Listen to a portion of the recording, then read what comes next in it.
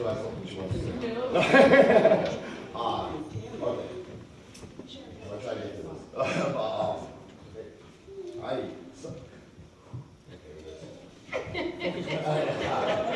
No, it's like, every time I give a testimony of any form, I have no idea what I'm gonna say.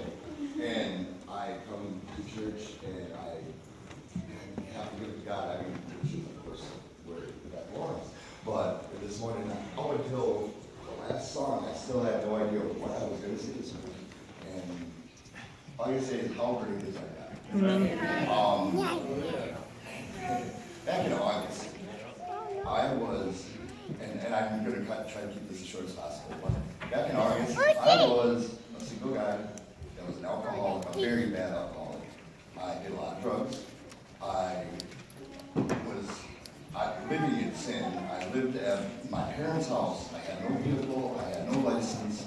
I had a job that was going nowhere. I was hopeless. And 8 months later, I have a license, I have a vehicle, I have my own house, I have a new job that has potential and like it's going somewhere. And I also have a very wonderful woman. It's funny too because how that all came about. And a lot of you don't know that we've been dating and stuff like that, but it was, a lot of people don't know the process that it was. It was something that I had talked to.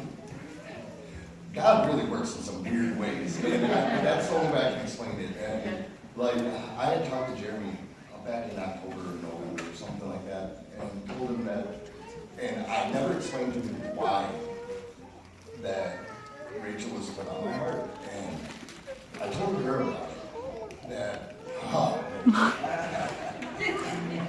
anyways, I just kept on feeling the need to talk to her.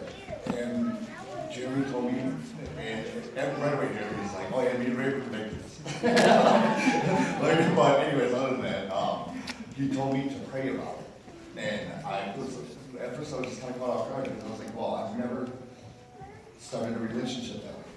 And I've never been that person that would, like, oh, before I do everything, seek God.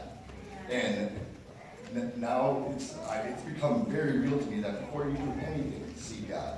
And it doesn't matter what it is, and how we can be together and stuff like that is even odder stories. And it has to do with me hurting my hand.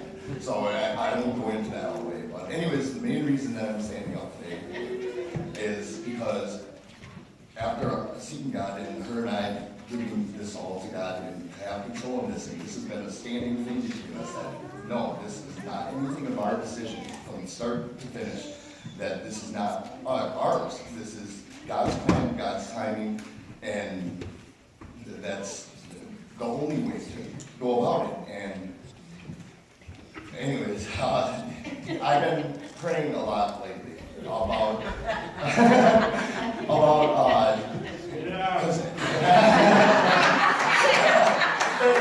but I've been praying a lot, and I got quite a few different confirmations that said that it was the right thing. But this past weekend, I did ask for Mark and Sandy's blessing to get engaged to Rachel. But other than that, we did plan on June 5th. But other than that,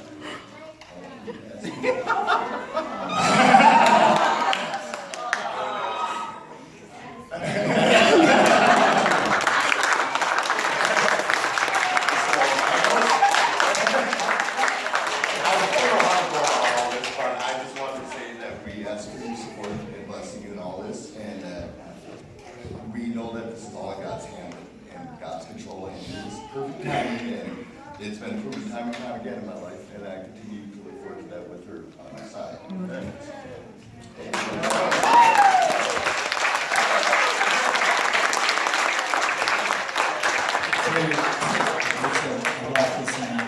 I encourage you to surround yourself with godly people, and that never changes. You know, you can be married for 40 years, and you still need to surround yourself with people who love you. Because I know that my walk with God will not be where it was in the sense of So that's not just for them, but it's for all you. Surround yourself with people who love the Lord.